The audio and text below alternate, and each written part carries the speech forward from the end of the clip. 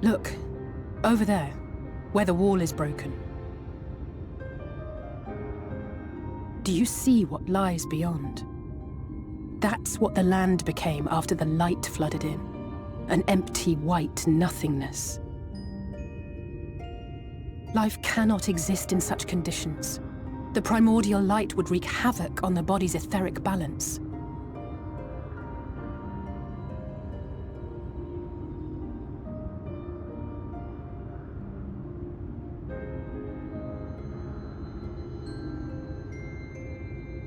That nectarine you bought, it's Halric's favorite fruit.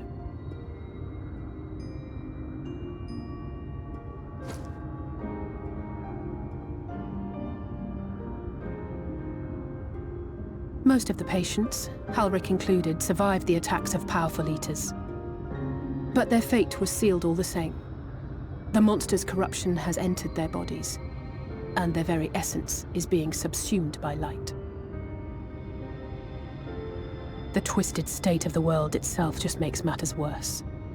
Under normal circumstances, a person's ether naturally tends to equilibrium. But for these poor souls, the opposite is true. Sooner or later, every single one of them will turn.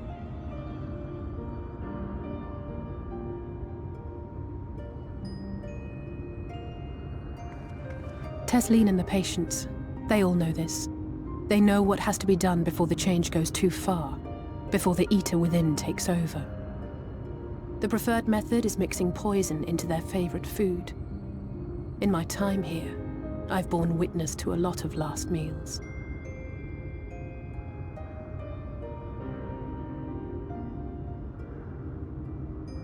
I feel just as helpless as before.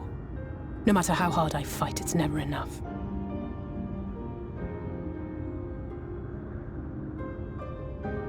But it's a war I mean to wage, nonetheless.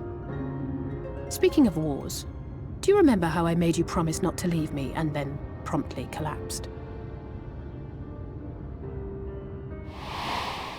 Well, let's just say I had a few choice words for the Exarch concerning the timing of his summons.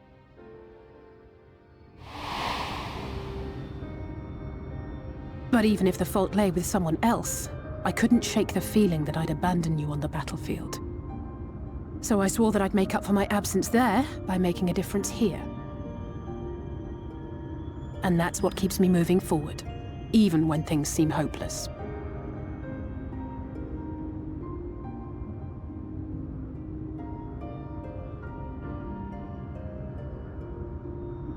On which note, it's time we headed back.